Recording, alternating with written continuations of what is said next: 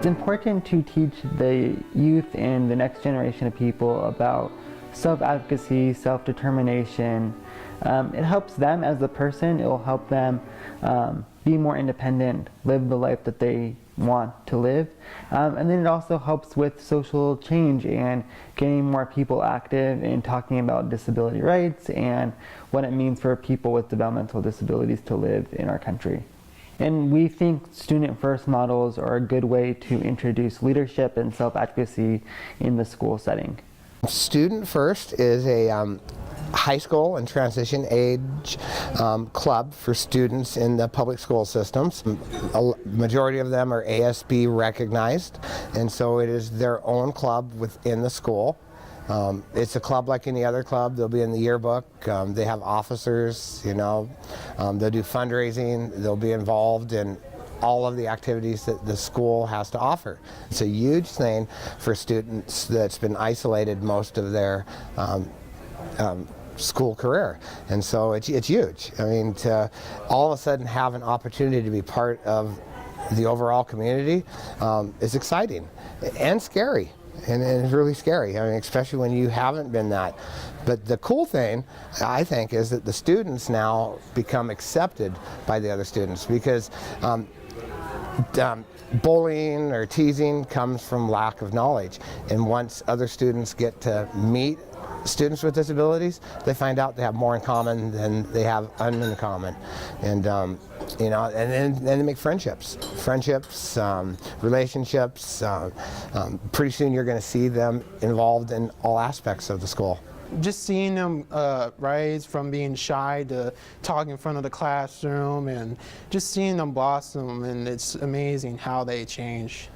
Students First, we're preparing these students for a different world. When they get out of high school and graduate, do they want jobs? What do they want to do? They want to move out? Do they want to be independent? Living on their own?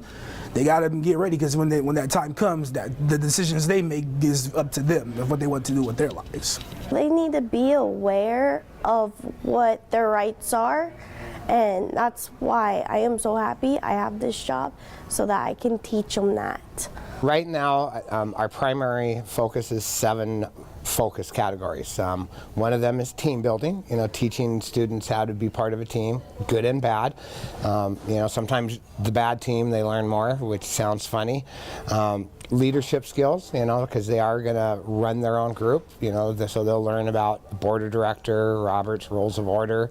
They'll learn about how the meeting works, and they will literally be able to go to Microsoft, sit in a meeting, and be able to feel comfortable and participate just like anyone else would. And that's a skill not every student has, but our students with disabilities all have that skill.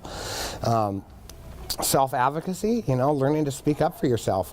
I remember when we first started, little side note, we did an IEP training. We taught them, this is your IEP, and it's your wishes and what you want that counts. It's all about you.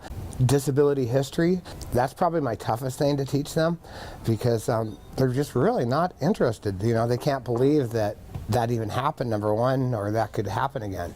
And in our state, with all of our institutions still open, it is a possibility. So they need to advocate, they need to know their history, and they need to know their rights. Transitioning to adulthood, what it takes to get your own place, what it costs, the types of jobs you can apply for. You don't have to be a janitor, you can be whatever you want. And so we're seeing students really reaching outside of the box, and a lot of students even starting their own businesses. Entrepreneurship seems to be the wave of the future for all people if they want to make any type of money and follow their dreams. Self-determination, learning what it takes to achieve your goals, and that's huge, and we do plans, we do it in 10 different ways, because some people, ABC, this is my plan. Other people, their plan's going to look different, so we play around with that. We do a lot of role playing, do mock interviews. They get to pretend they're a multi-billionaire and they're interviewing for employees. Those are the skills that anybody needs to succeed in their life. And a club is more than just those 7 categories. A club is community events. A club is being involved outside of the school. A club is having fun. You know, you have the learning, but if you don't have the fun components in there, it's not a very successful club. Nobody wants to join a 100% learning club, typically, and that's any student with or without a disability. So, you know, and that's a tough mix. You know, you got to educate them on a certain hand, and then you have to entertain them on the other hand, and that's how students are. I would really love administrative staff, school districts, commissioners, people within the community at a higher level would understand that Student First is a valuable asset because it brings youth into the picture, and those youth are going to be the future leaders of the community. Well, is to, you know, help teach the next generation and teach them how to harness their inner self to be the leaders of tomorrow. If you would like more information about Student First and starting a club, contact Donna Larry at pfow@clarkston.com. EPIC is a grant of national significance. It stands for Equal Partners Interstate Congress. And if you're interested in more information about leadership and self-advocacy, contact EPIC. You can contact Noah, Noah, at arcwa.org.